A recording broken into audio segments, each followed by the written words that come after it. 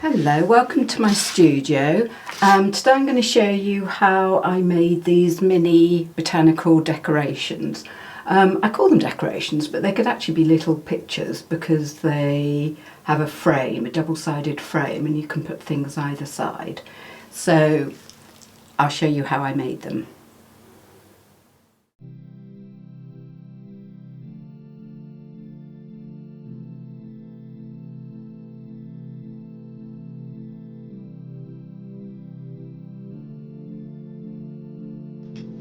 You might have seen my last video, which I'll link, where I had a mini production line when I was making monoprints using my jelly plate, also using leaves and seed heads and things. And I ended up with a lot of extra papers of things that I'd trialled out, and also when you're making the prints you take some of the excess off onto other bits of paper. So you get all these sort of interesting designs and things. And I managed to get hold, I saw somebody else with these little frames and I managed to get hold of them. See the, I'll put a close up if that doesn't come out. They came from sort of wedding companies. You know, there's all sorts of stuff they try and flog you for weddings, isn't there, these days? And I think they suggested you had them as little name tags, dinner place settings, that sort of thing. And they're just kind of perfect for mini prints. So I managed to get hold of, I got about 10 brass, antique brass, I think they were described, and 10 silver ones. And I started, what I decided to do with some of my prints that I wanted to use, I would paint the other side rather than them, just because a lot of them are just white on the other side, but I'd paint them in a corresponding colour. Try it mostly either dark or with a sort of iridescence to pick up the light. And then because when I was printing I was actually using real found material, a lot of it got actually painted on. So I thought, well, if I use those in the back, then we've got a sort of two-sided.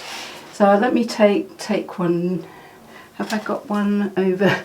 I should have kept one down, shouldn't I? So what I've done, I'll put a close-up of this, is I'll put some footage in of when I was making them.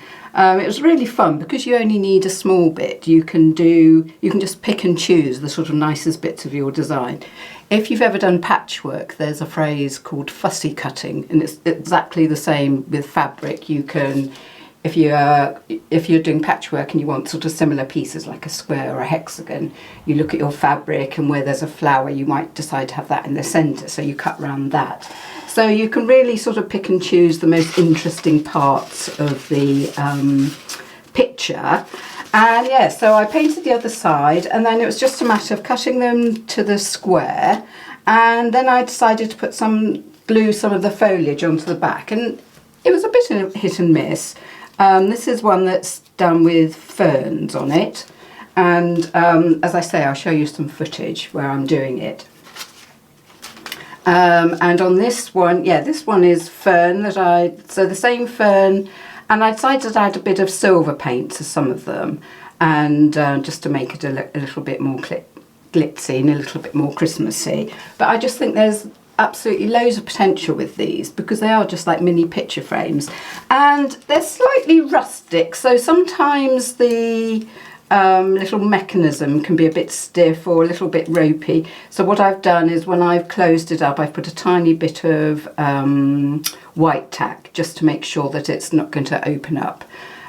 This is something else that I'm going to try and sell at my market that I've got at the end of, so only a week to go now. And I think another thing you could do with these is, you know, you could obviously use them put photographs in, put people in. It would make a wonderful personal present to put a photograph of yourself or your child or somebody loved and send it to them, give it to them as a present like that. Or back on the sort of botanical theme, you can use just dried flowers because they're just so cute and sweet, just quite simple things. And some of these I've just put a bit of honesty at the back. Let me find one. Yes, some of them I've just put a bit of honesty on the back, and it has such a sort of lovely iridescence that I hope it will catch the light. So I'll show you some footage now of me making it, and let me know what you think.